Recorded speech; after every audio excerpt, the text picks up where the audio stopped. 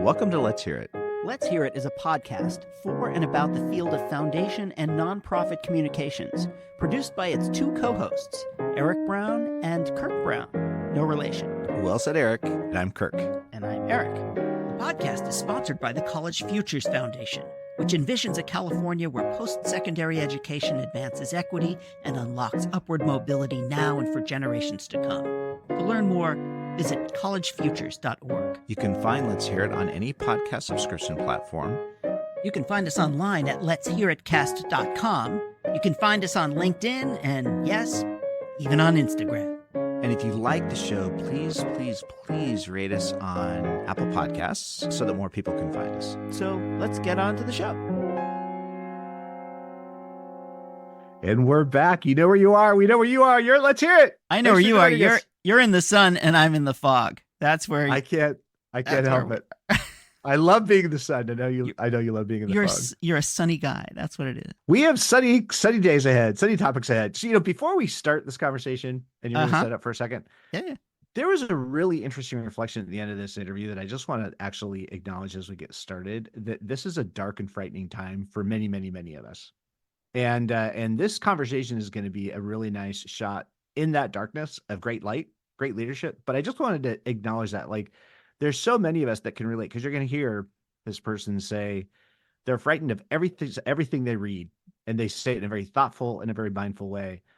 And it just struck me. I'm like, there are many, many millions of us that are living underneath that intense burden. And I just wanted to acknowledge it. It's a hard time. It can be a hard time. You say it with such effervescence, though. I feel the dissonance, Kirk. Let's just call it out. Let's acknowledge it. But this is a great conversation, Eric. Set this up. Tell us about it, because this is there. Once again, there's going to be a lot to talk about. I spoke with Fatima Angeles, who is the executive director of the Levi Strauss Foundation. Now, this is the second timer we've had. We've had two CEOs of the Heinz Endowments, and now the second executive director of the Levi Strauss Foundation. And Fatima, as maybe you can figure out already, is a really thoughtful, really interesting person. Levi Strauss Foundation is a corporate foundation, of course, but it doesn't seem to realize that. It seems to just be working on justice and doing the right thing, and not as a traditional corporate philanthropy might. So this is Fatima Angeles, and new CEO, started in August 2021. So less than 3 years into the role. And, Levi Strauss, as we heard in our earlier conversation, was an early and important funder on HIV/AIDS issues. And folks should jump to the Levi Strauss website, because they funded that issue for 40 years, and it's mentioned in this interview. And they wrapped up that funding and actually issued a report about that work last year. What a testament to the impact you can have for getting involved in an issue that, many people weren't at the time, and then watching the wholesale shifts. And actually, one of the reasons they say it's okay for them to shift funding priorities is because there's an enormous amount of money going into HIV/AIDS research. And so, Eric, I thought that was just an interesting subtext that was happening in the background of that whole conversation. Yeah, totally. I mean, after 40 years, you can hardly say, well, they got in and got out. That's right. Well, this is Fatima Angeles, the CEO of Levi Strauss Foundation, and thank you so much for joining us. Eric, this was an awesome conversation. Let's listen and we'll come back. Welcome to Let's Hear It. My guest today is Fatima Angeles, the executive director of the Levi Strauss Foundation, a foundation that continues to surprise and delight observers of so-called corporate philanthropy for its decidedly uncorporate ways of doing philanthropy. Fatima brings a long career in the foundation world to this position, and she is now sitting in the big chair. Fatima, thank you so much for coming on the show. I am thrilled to be here. I'm excited to talk with you. Here we go. Let's do this. I mean, you've been in philanthropy for quite some time. You were at the California Wellness Foundation for, is it almost 24 years? Yes. That is a long time. First of all, that's a really long time to be in any one organization. I don't think I've done anything for 24 years in a row except maybe breathe and I don't know, drool. But what was it like to join a new organization after all that time? A couple of things about that. I don't think anyone plans to stay somewhere for more than 2 decades. And I stayed at Cal Wellness not because it was easy. I stayed at Cal Wellness for as long as I have because I had 4 different jobs while being there. And because it is such a extraordinary organization and felt really, really lucky to have grown up there professionally and to be able to grow in my leadership and have a platform for the kind of change I want to see in the world. And that's why I was there for so long. It felt like a blink of an eye, but also felt like a long time simultaneously. And so, as you may imagine, thinking about another place and making the jump was a big proposition for me, one that I was ready for, but I'd be lying if I didn't say I was frightened. I was. By the way, for the record, I personally have never been qualified for any job. I know you are qualified for your job. I've never been qualified for any job I've ever been in, and that is the truth. I don't know. I think that's the way to go. There's something fantastic about that, about going in somewhere. You don't know if you can quite do it, but you'll figure it out as you go along. I felt ready for this role as executive director of the Levi Strauss Foundation. And I was also wondering, am I going to be the one they want?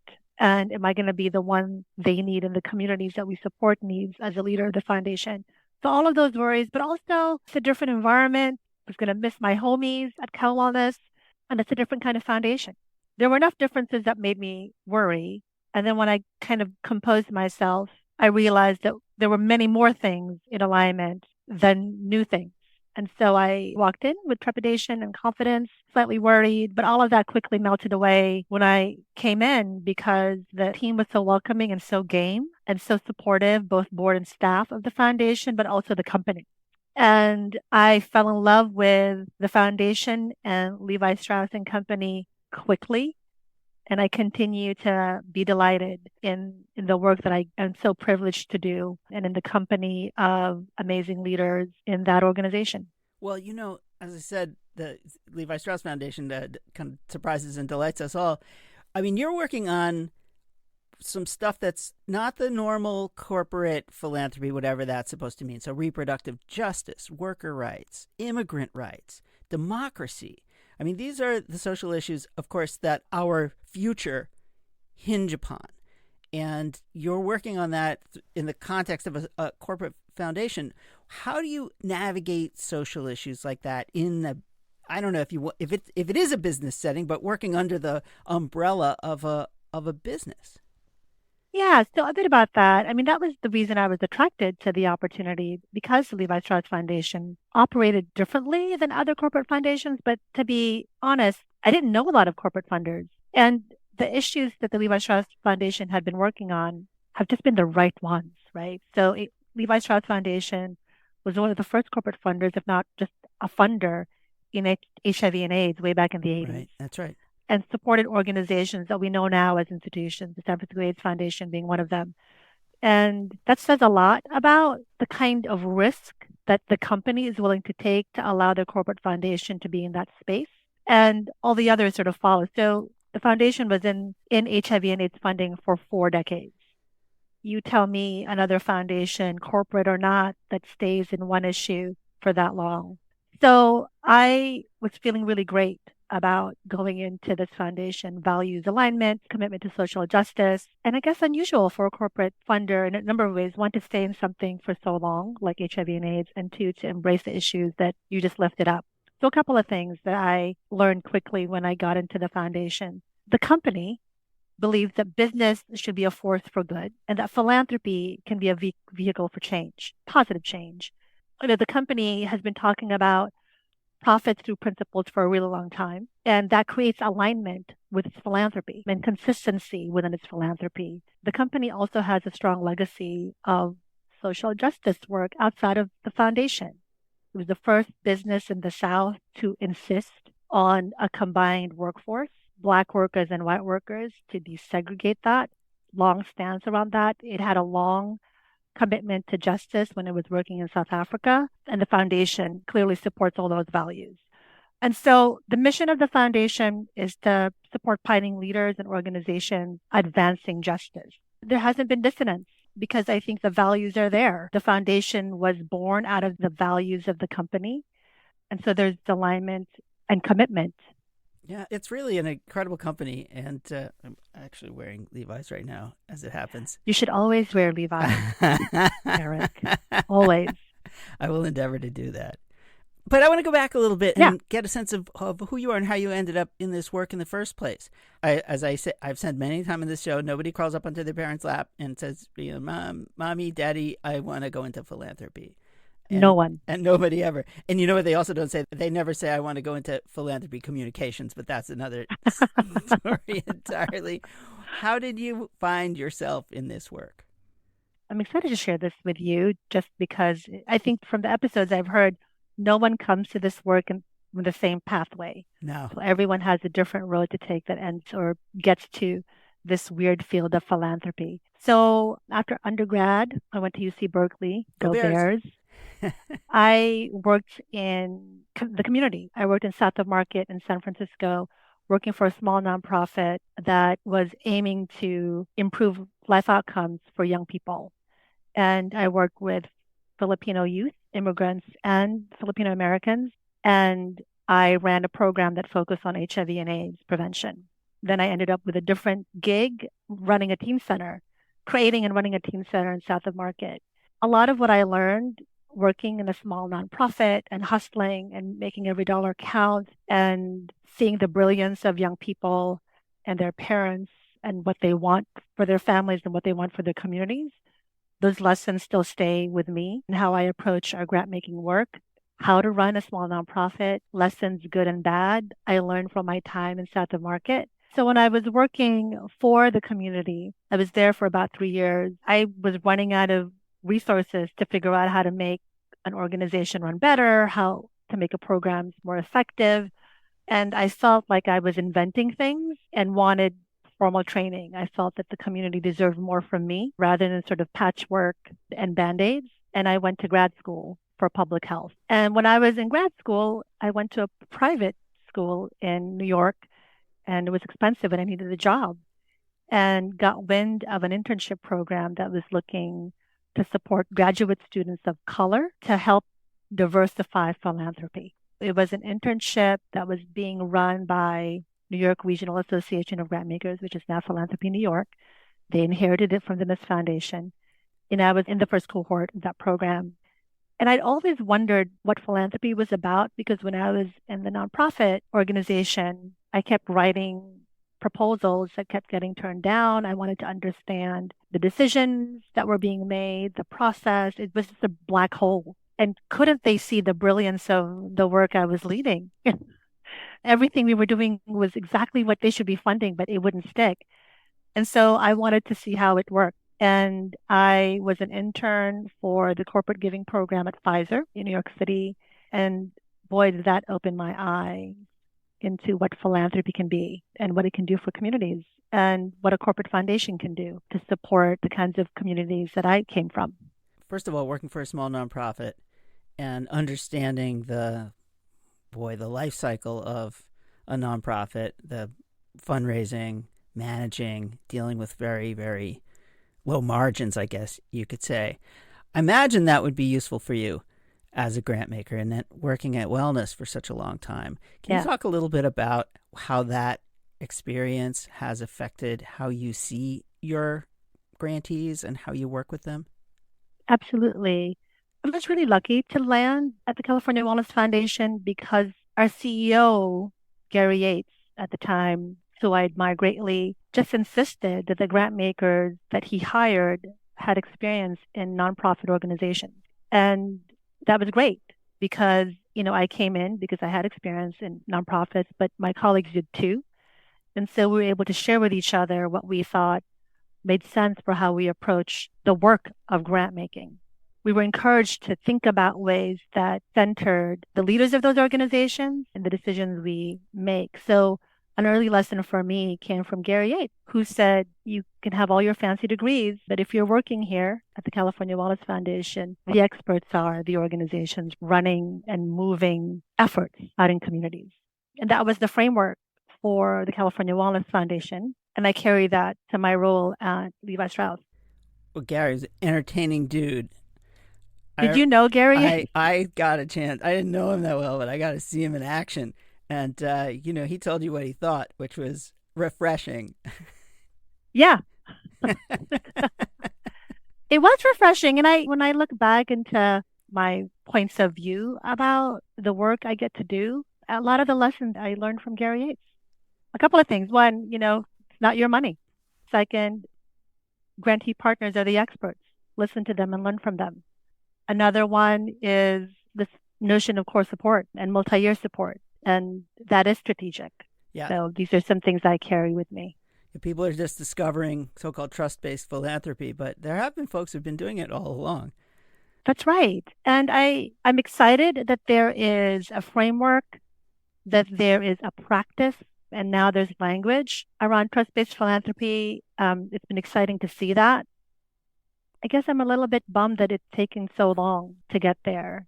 Yeah, I'm glad it's here. I think we can all do better. Having guidelines and frameworks really help. But I think my perspectives on grant making and sort of how to approach the work and how to partner, a lot of that shaped by my experience working in nonprofits, serving on boards of nonprofits, and my early days as a program officer and a program director. Well, we're going to take a very short break, and we'll be right back with Fatima Angeles, the executive director of the Levi Strauss Foundation. You're listening to Let's Hear It, a podcast about foundation and nonprofit communications, hosted by Eric Brown and Kirk Brown.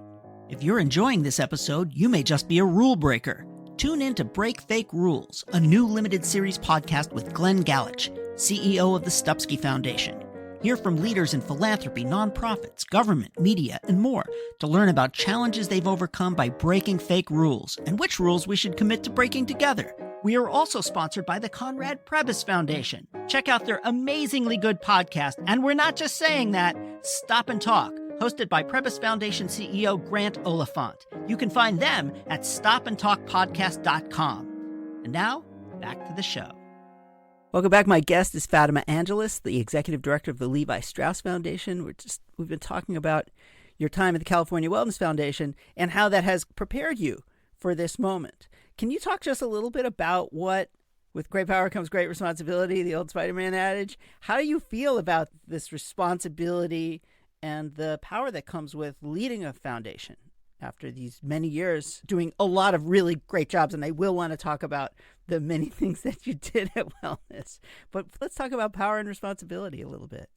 Well, I think that's a big one. Coming into the field as a program officer, not fully appreciating, you're like learning. It's a job that you didn't think you'd get. What is it? Every foundation is different. This was another early lesson for me as a program officer. At the time, the CEO, Gary Yates, gathered the program officers together and asked the question, as he does from time to time, who do you think has the power in this organization at Cal Wellness? Because we had been talking about power dynamics in the relationship between a funder and grantee partners. And he asked us the question, and I said, well, you're the president and CEO of the California Wellness Foundation. You have the power. And he said, actually, it's you. It's the grant makers. You are the ones deciding who gets a grant, who doesn't get a grant.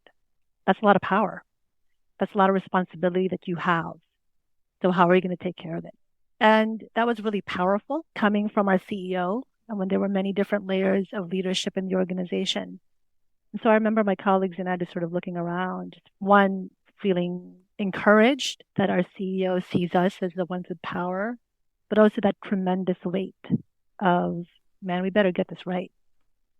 Because all of us had worked in nonprofit organizations. We know what it's like when we don't get that grant that we asked for, that we desperately need.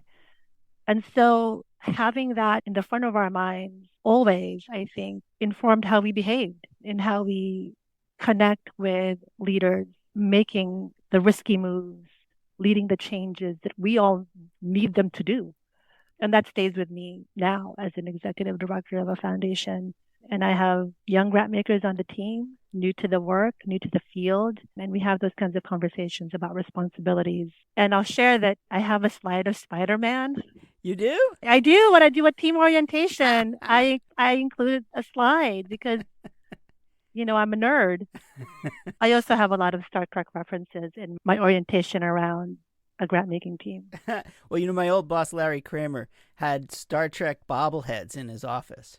Well, this is why I like Larry. That's right. Also a man without a scintilla of pretension. None. Great. Now, you worked your way around, I wouldn't say up, but around Cal Wellness. You were a program director, a director of evaluation and learning, and then finally vice president for programs. If anyone knows kind of the fullness of the responsibility of jobs at a foundation, it feels to me like it's you. What did each of these jobs teach you about how are you using this experience to run a foundation now, understanding that you've been through so many different parts of a foundation? Thanks for that question. I mean, I appreciate this conversation because I don't always sit down and reflect on sort of how I got here. This is cheaper than therapy. Yes, thank you. That's right. I do still keep at the center of my heart and my mind my experiences in SOMA and sort of what nonprofits need to stay the course. So that's in my mind. The lessons I learned as a program officer also still in my mind and in my heart about listening and, analyzing and responding in the best way possible in terms of what we can provide and what they need. And hopefully that's matched up. As a program director, crafting strategies and having a bit of strategic foresight, right? And so you're not just banging out grants, but really identifying potential opportunities, laying down strategies and goals. They may work, they may not work, but at least let's figure out if there's a way to do that. As director of learning and evaluation, cutting out the shenanigans around what to count, what not to count, what's important to pay attention to, and to not burden our grantee partners with a bunch of requests that we won't read or we won't use, but appreciating the need for analysis so that we can do our jobs better, that we can be a better partner to leaders, and that we can understand what a movement needs from philanthropy. So that I learned in my role as the director of learning and evaluation. And as vice president of programs, just bringing all of that together, as well as figuring out how to bring other parts of a foundation to fully express the vision and mission of a foundation. And what I mean by that is connecting with comms and understanding what comms can do to elevate the work of our grantees, but also to better articulate our strategies so that it can be better understood and have more impact.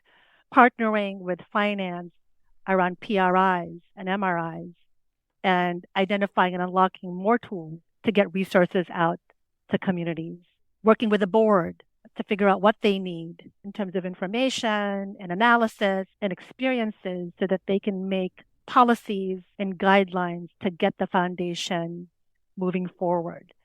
So all of that, again, it's been a gift for me to be able to gain all of this so that I can bring it to bear at the Levi Strauss Foundation. Well, I love the shenanigan reduction. It would be a nice metric to report to the board. Reduce the shenanigans. Shenanigans by 50%. That'd be great. The goal is 100%. And we know what those shenanigans are. I know. Well, again, Larry used to say, beware of false precision. Oh, I love it. We have a tendency to try and measure everything down to the nth degree, and he cautioned against that because it will kind of blind you to often the things that you're actually trying to look for. I think in some ways, you and I have been in this field for a while. You can talk all day long. I can talk all day long. And is it adding value to the work of our partners? Is it moving us to the change we want to see? I say all of that, let's cut out all the shenanigans. And I'm mindful of my role now as executive director. Am I creating new shenanigans?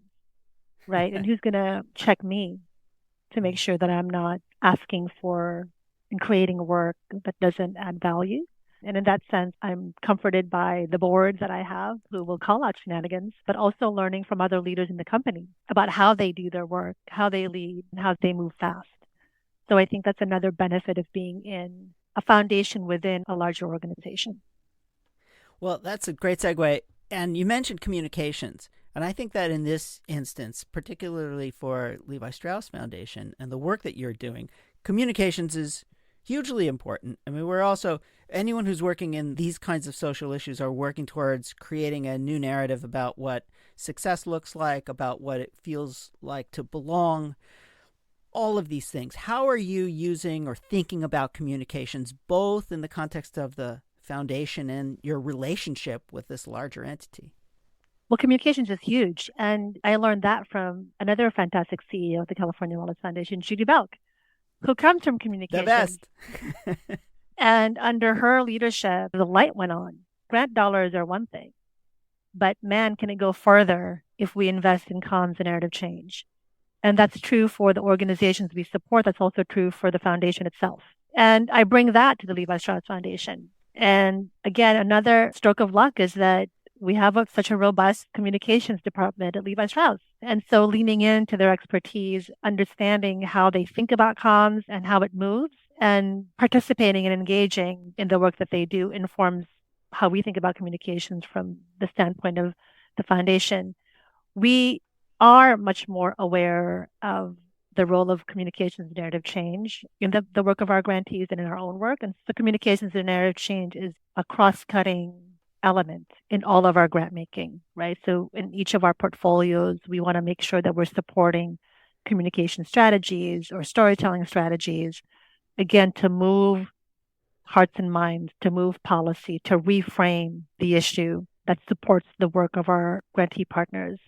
And we are trying to be better as a foundation, how to communicate the value of the foundation externally and also internally. We are a big brand, Levi's, but we're a modest funder. And so communications helps elevate and extends our reach and the work of our partners. Well, I love this idea of integrating communications into the grant making. Often at foundations, they ask the communications to do the communicating after the grant making is done. And it feels to me like a hugely wasted opportunity because we are really trying to change. We're trying to move how people even think about any issue. And to do that, you have to understand the concept of communication strategy. So I don't mean to preach here, but it's just so refreshing to hear that. And I so encourage foundation CEOs out there to continue to think about that. Maybe call Fatima and ask you for your thoughts on how you're doing this in your work. In just a couple of minutes that we have left, if you had one piece of advice for your counterparts at other foundations, peer-to-peer marketing is, of course, the best kind. What would you tell them about maybe what you've learned and a lesson or two that you've learned and how they might be able to benefit from it? I don't think I come with anything new with this question, Eric. What I hope is that enough of us say the same thing over and over again and actually do it together. One, cut out the shenanigans. I guess maybe should have be a t-shirt. And what I mean by that is all organizations have that. Even our grantee partners have that. It's because we're humans and we bring that stuff to the work we do. But if we could streamline processes, protocols, requirements, meetings, and really center the question in each of these activities, are we adding value to the work that we need to be doing? Is it getting the dollars out faster and more responsibly into the hands of the folks who know best? Are we learning what we need to learn so that we can make better decisions? And are we saying what we need to say enough and loud enough to move our agenda? And so centering that and centering the leadership and the brilliance of our community partners. I've heard that on your podcast. I believe that. And I can't believe that I'm still going to say this, but general operating support is the way to go. Still not quite understanding the resistance to it because it allows the organization, in particular policy advocacy organizations, to move fast. And man, now is the time to do that given what we are up against. So core support, multi-year. Let's fund our partners like we want them to win. I mean, I guess this is not anything like what Yoda would say, but I believe in the power of convening and funders can do that. When you bring brilliant minds together and if you bring them consistently together, amazing things happen, right? You help build trust, you help build partnerships, you learn, not an echo chamber. But funders can do that. And I'm still trying to figure out how to do that at Levi's because we are a global funder, but we're a modest funder. And so how do we bring people together in a meaningful way that doesn't deplete our annual budget? I guess Yoda would say, many minds together bring things good or something. I like where you're going with this, Eric. Let's keep figuring that out because that could be a t-shirt for the podcast. Yodic syntax. Now, in the last seconds, what gives you hope about the future, particularly with regard to your foundation's work? Well, a couple of things. I'm still thinking about that last question you asked, Eric. I'm really interested, and maybe it's not so much hopeful, but I'm interested in finding new ways, or just, I guess not new, finding real ways of supporting the leaders of our organizations in the way they need to be supported. We are asking them to change the world with $5. And that's rough because they have to find $5 from a bunch of folks to get to the work they need to do. So one, how do we support them in the way that they believe we want them to win? but also how do we support them so that they are healthy and that they are in fighting form. One of our board members at Levi Strauss Foundation has been looking at the role of wellness and well-being in nonprofit organizations. And what does that look like when we have strong, supported, and safe leaders who are taking charge of these movements? So I'm thinking about that. What am I hopeful for? This is a dark time coming up to the upcoming elections. I'm frightened of everything I read. I'm a little nervous every time I open the newspapers or click on NewYorkTimes.com. Well, what's giving me hope are young people. And maybe I'm saying that because I have 2 young adults in my family, and my daughter and son are so much better equipped to analyze and assess the current situation and can articulate the areas that need work in a much better way than my husband and I ever did when we were their ages. And I'm hopeful because they have context, analysis, arguments, and ideas for how to turn this world around. I'm hopeful for them and for that. Well, I agree with you. I don't want to put it all on the next generation because it's unfair, but I am definitely inspired by them and encouraged. And I'm encouraged by you and your work, and I've really, really enjoyed speaking with you. What you're doing is fabulous, and it's just delightful to see leaders who have these kinds of deeply felt connections with the work. And I just thank you for everything that you do. Thank you for having me. It's been a joy to talk with you. Such a joy. Fatima Angeles, Executive Director of the Levi Strauss Foundation. Thank you so much.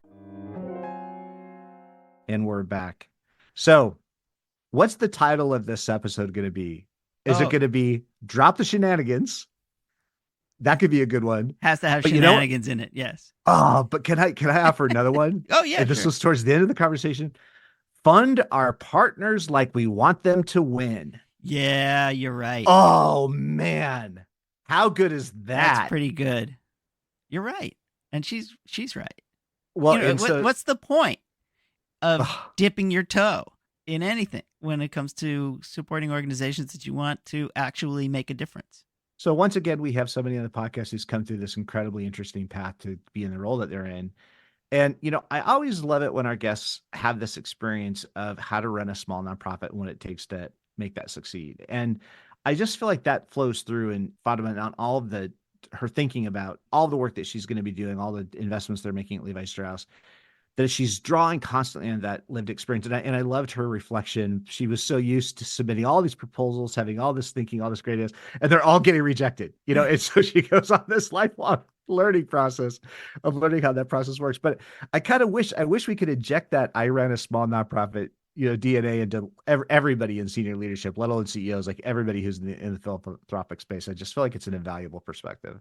Well, yeah. And this notion that, we've seen it a lot, that strategic philanthropy, so-called strategic philanthropy, in which the funder has a very specific set of outcomes that they want to have, and they, in a sense, hire organizations as their subcontractors to achieve whatever the funder's goals are. Subcontracted agents for change. Apparently. Yeah, exactly. And I don't know, maybe that works in certain instances, but there's also a really great case to be made to go to an organization that's working in an area that you care about. Okay, so you get to pick that part and say, what do you need what are you trying to achieve, and what do you need in order to get there? And then just giving them that. And it's a really good strategy, if you ask me, as a funder, to ask organizations that are doing the work what they need, and then just meeting those needs. Fund them like you actually want them to win. There's so much good stuff in this reflection, career and trajectory and arc. So 24 years at the California Wellness Foundation. And another great word, I think this might be the first time this word has been uttered on Let's Hear It. Fatima starts this new role, frightened. Becomes the CEO of the Levi. And I thought about that. I was like, how often that I wonder if that should be like almost another one of these criteria. It's like, we should all be doing stuff that frightens us. We should do it somewhat regularly. And what grace, what courage that comes along with that Fatima's going to say, yeah, I had this incredible tenure. And by the way, the California Wellness Foundation is no small thing. No, that's no small deal. And say, no, I'm going to actually take a big jump, expose myself to incredible risk, try to learn a whole new thing. I don't know. I thought that was really cool that she was so honest about that. It's like, it's scary. It's scary to run these big organizations. Well, Fatima has worked for two of the great foundation CEOs, Gary Yates and then Judy Belk. These are extraordinary grant makers and fascinating, wonderful personalities and human beings. And so she has had the chance to see two leadership styles that are exciting, highly engaged, really thoughtful. And I think that I'd be frightened too if I were trying to follow in those types of footsteps, if not at the same foundation, but understanding that you've worked under these great leaders, and to try and capture the best of what they were able to offer and bring it to some new institution would be daunting. I'd make a terrible foundation leader anyway, so I'd be frightened no matter what. But I see that here's the chance. I also see that when you've been in a leadership position in the foundation, but not the leader for a long period of time, you kind of take notes and you figure out, well, what would I do if I had my shot? And we talked to Chris DeGardi at Heinz, who had the same experience. And the answer, for me anyway, at least in this foundation, is really creative, but also kind of soulful and caring philanthropy. And that is a beautiful combination. Well, and across so many different domains. I have to tell you, you asked one of the all-time great questions, though. Why, thank you, Kirk. I agree. I have no idea what you're doing. What did these past jobs teach you? And all of a sudden, Fatima starts going through this. Well, I've worked in strategy and goals and planning, but then I worked with evaluation, which is where the Shenanigan Reduction Act gets formulated. So let's reduce the burden of what we're asking people to report to us. Has to understand communications, has worked with the finance department. And by the way, will you please explain PRI and MRI? Oh, yeah, right. So it just came by so fast. I know. But then also you have to work with the board, right? So all the different dimensions that go into this work in foundation leadership. And man, I wonder how much actually she knew. I wonder how much she actually knew that she didn't know she knew until she got a chance to put this all into practice as the executive director of the foundation. Well, we'll have to go back and ask her again. But a PRI is a program-related investment in which you make an investment in a company or a financial tool, a mechanism to help an organization out of your grants budget. So that might be that you would underwrite a loan, or you would write down a loan for a grantee, or you would buy them a building and then they would pay the rent, that kind of thing. So it's an actual financial investment. We always talk about investing in our grantees, but we don't mean investing actually. We're just talking about, helping. But in this case, it's a financial instrument, an investment, and it comes out of the program budget. A mission-related investment can be an investment, a financial tool that is made out of the corpus, out of the endowment. And sometimes it pays market returns. Sometimes you will take a discount against those returns for the purpose of providing a good thing, a philanthropic goal. So that's PRIs and MRIs. Whatever. Philanthropy funding 101. But you clearly get the perspective that in a CEO role, you're bouncing across a bunch of different functions. Oh yeah. She's done every job and worked in every kind of every nook and cranny of philanthropy, which is really helpful when you're running the show and because you've been there and you've done it. And it's really helpful to be able to support your team and to help the foundation advance its goals by really understanding every little nuance of the place. So after all these years of experience, after all of this mountain of evidence that's accumulated, after we can so clearly say, let's fund our partners like we want them to win, which is, again, just genius. I'm so glad we heard that on this podcast. Why are we still talking about general support funding for nonprofits like it's this plea that we're shouting into the wind? Please give these organizations general operating support, make it multi-year, become actual partners, invest in their expertise and capacity to create real change, and minimize the burden to them while you help them do that. Why is this still being discussed like it's a novel idea? And yet, I love that Fatima saying that she was a little bummed. It's taken us a while to get here. Like there's more and more people moving in that direction, but it still is a transition that's happening. Man, could we just make that plea? Let's just universally adopt that model and see what change comes out as a result of that. I agree. I think a lot of folks have been talking about it for quite some time. I don't think it's as novel as some folks would think. I'd be curious to see what the actual data are about those sorts of things. Maybe we'll call someone over at GuideStar Foundation Center or somebody like, what, really, honestly, truly, what percentage of grants are general support? And sometimes you make a so-called general support grant to a program.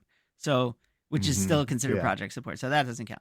If a nonprofit has an environment program and does something else and you give them general support for their environment, it's still considered a project grant. But that's okay. The purpose is the same, or the themes or ideas are the same. But yeah, you're right. I think more general support, longer term, organizations can then do their planning. They can use the money however they want, and they can also lobby with it, because you are allowed to lobby with general support money, because the foundation didn't tell you had to or couldn't do something. So anyway, you're right. I'm with you. I think that's probably, like I said, a little more common than some might worry, but I also think that the best value in philanthropy. Can we have somebody come on the podcast and talk about trust-based philanthropy? Sure. Sometime. Yeah. And so what is it exactly? It's, I trust that you're going to do what you say you're going to do and that our goals align. Is that the essence of it? I guess you could reduce it to that, but yeah, I mean, it is,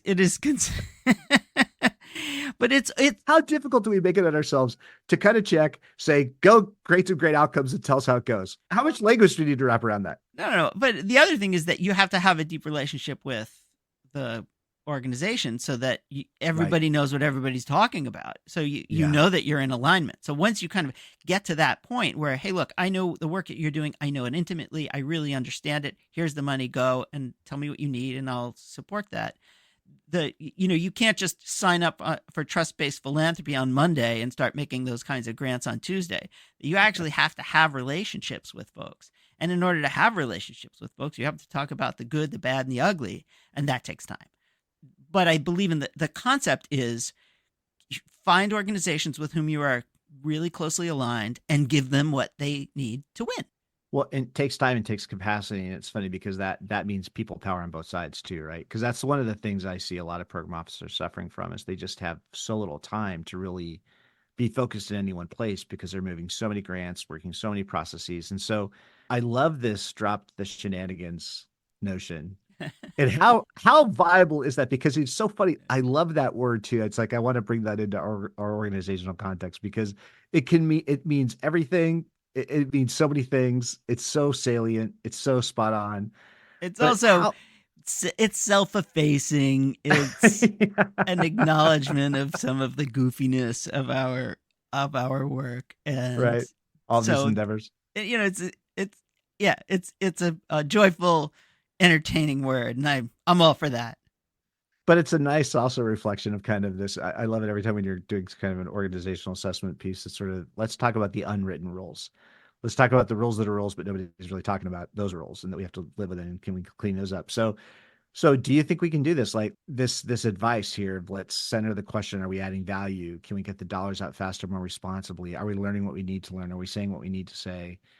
How difficult do you think that really is for philanthropy at scale to get to that crucial piece of just being that plain, that efficient, that forthright? Here's our purpose. Here are the resources. Let's be your partners. Tell us how this is going, but let's not unduly burden this with any process along the way. Like, how realistic do you think that really is? I think it's doable. You're right. It takes time. It takes talent. You have to have people who have the ability to hear, truly listen. And it takes humility, which in philanthropy, you don't always get. So in a sense, you have to recruit people who don't think that it's about them. It's really about the work and the organizations that are doing that work. I said this a million times, like the people who work in philanthropy, they're like the kids who watch the other kids playing on the playground because, they're not really doing the same stuff that the grantees are doing. And you have to be okay with that. And you kind of have to like it, which is, I'm going to be here. I'm going to be helpful to you. What do you need? And you use your expertise and your experience of having seen different organizations in different settings and understanding what they might be able to take advantage of and where their opportunities are, where the challenges are, and being able to have those conversations in a kind of a caring, safe way, as opposed to, I'm going to tell you what's wrong with you and I'm going to fix it, because that doesn't work. So I think it takes the right kind of personality to do that. And just like it takes the right kind of personality to run an organization that is dealing with addressing challenging issues or finding hopeful solutions, that's a different kind of personality as well. And Yeah. if you get these pieces fitting together well, you can actually make a ton of difference. I always have this question of how much of this is the person, how much of it is the training, how much of it is the perspectives, but the experience that they've lived. But this reflection at the end of your conversation when Fatima was talking about how to better support leaders of organizations. And I always appreciate that lived experience of, again, having come from a small nonprofit, the ability to say something as poignant as we're asking people to change the world for $5. Right. And we're actually not even giving them $5. We're saying, here's our quarter. Go find the rest. Here's right. 50 cents. Go find $4.95. Yeah. Exactly.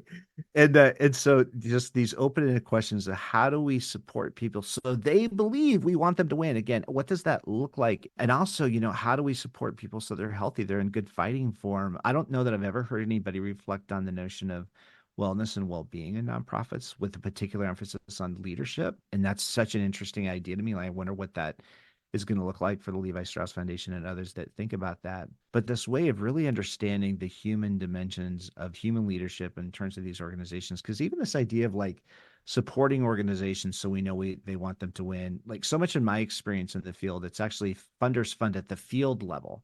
So not only are you like a subcontractor for change, but your little organization is just one of 15, rows on a spreadsheet.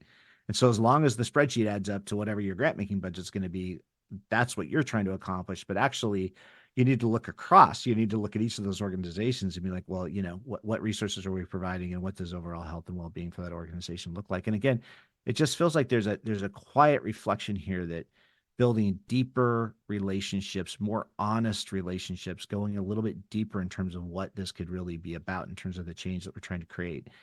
That's kind of where the game is going to be at maybe going forward. And I don't know, man, if Fatima can help others understand that perspective, that feels like that's going to have an enormous beneficial outcome for the field. I totally agree. And if you think about it, if a funder can say, what is it going to take to win? How much money? How much talent? Where are those people and where are those dollars going to come from? And if you can't answer that question, that's tough. You really kind of need to know the answer to the question. Now, you could be wrong, but you have to have your own hypothesis about what it's going to take. And then you just do that thing. And a lot of funders are in multiple businesses. We're funding the environment, and we're funding oceans, we're funding conservation with 5 or 6 or 7 different things. And you may determine that you don't have enough to really achieve lasting success in any one of them. And your decision may be to consolidate, which means you're not going to fund the things that you used to fund. All those conversations are very challenging. It's a moving target, and that makes it hard.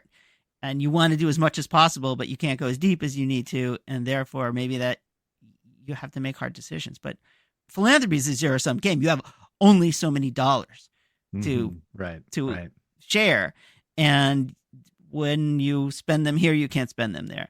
So I don't envy most foundations from having to make those kinds of decisions. But it is also true that if you have to have your own hypothesis about what winning looks like and how you're going to get there, and that will help drive your decision making. And it's always a tough dance on the grant seeking side too, as the grantee, the person who's looking for the resources to support this change.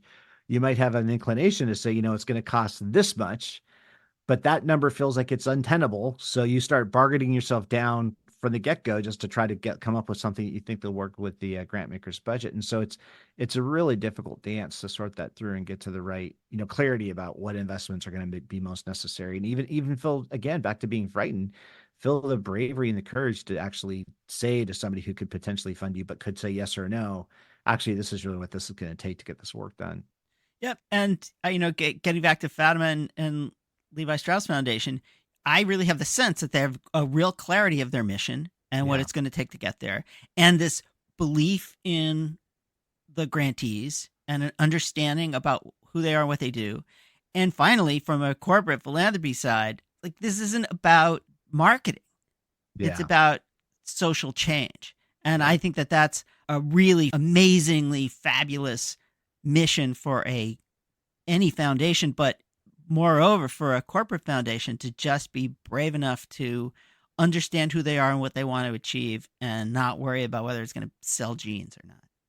Well, and you asked at the end, what gives you hope? And that's when Fatima reflected on what a dark and difficult time this is. But I'm listening to that thinking, well, actually, Fatima, you give us hope. It's people like you who give us hope. You're actually the hope creator. Amen. So I hope that Fatima can feel that and get some resource out of that, because actually it's people like her that are showing up for this work and doing it in such a considered and thorough and solid way for so many years with so much intelligence, so much grace. That is where our hope comes from. So thank you, Fatima, for the hope. Because you landed the plane, Kirk. You started by trying to bum us out, and then you just made it happen. You worked it out. There it is. Great. There it is. Welcome to another therapy session with Kirk Brown. That's right. Let's fund our partners like we want them to win. And therein lies all of our hope. Well, that was awesome, Eric. My goodness. Fatima, thank you so much for joining us. That was incredibly gracious and generous for you to join us. And 3 years into your tenure as the CEO of the Levi Strauss Foundation, so excited to see what's ahead for all of your work. And Eric, my goodness, that was really awesome. Thank you for doing that. Well, that was fun, Kirk. And thank you as always for your trenchant observations and incisive questions. Thanks, everybody. We'll see you next time, and let's hear it. Okay, everybody, that's it for this episode. Please let us know if you have any thoughts about what you heard today or people we should have on this show, and that definitely includes yourself. And we'd like to thank our indefatigable producer, Harper Brown, John Ali, the tuneful and inspiring composer of our theme music, our sponsor, the Lumina Foundation. And please check out Lumina's terrific podcast, Today's Students, Tomorrow's Talent, and you can find that at luminafoundation.org. We certainly thank today's guest and, of course, all of you. And most importantly, thank you, Mr. Brown. Oh, no. Thank you, Mr. Brown. Okay, everybody. Until next time.